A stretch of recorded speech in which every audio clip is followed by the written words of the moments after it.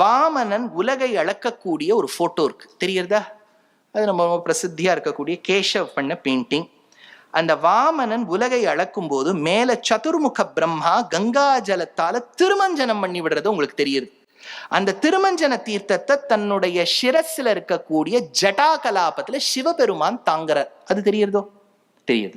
இப்ப அந்த பக்கம் பார்த்தேன்னா அந்த போட்டோல ராமர் பின்னாடி எல்லாரும் கொஞ்சம் கவலையில இருக்கா, காட்டுக்கு போகணுமா வேண்டாமான். அப்போ பெருமாளுடைய பாதுகைகளை பரதன் கேட்கிறாப்புல ஒரு போட்டோ இருக்கு, கரெக்டா? இப்ப லெப்ட் ஹேண்ட் சைடு வாங்கோ. விஷ்ணு நாராயணன் அவர் பாதத்திலேந்து உற்பத்தமான கங்கையை சிவபெருமான் ஜட்டையில் தாங்கினார்.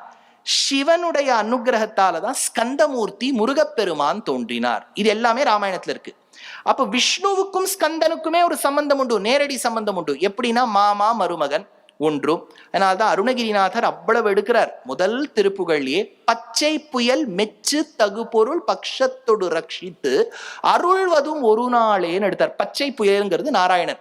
அப்ப நாராயணன் தான் சம்பந்தம் உண்டு. அதனால்தான் சஹஸ்ரநாமத்துல ஸ்கந்தஹா ஸ்கந்ததரஹா துரியஹா வரதோ வாயுவாகனஹான்னு வருது. அப்ப இவா ரெண்டு பேருக்கும் சம்பந்தம் இருக்கு. சரி, இந்த பக்கம் வாங்க.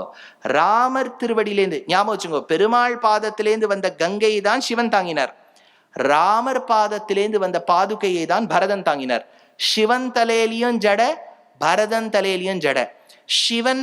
சிவபெருமான் ஆடுவது பரத நாட்டியம். இவருடைய பெயரே பரதன். ஆச்சா? இந்த பரதன் ராமனை அடைய வேண்டும் என்று பொருட்டு ஸ்ருங்கிபேரபுரத்துல யாரை அணைச்சிண்டார்? குஹப்பெருமான அணைச்சிண்டார். குஹன் யாரு?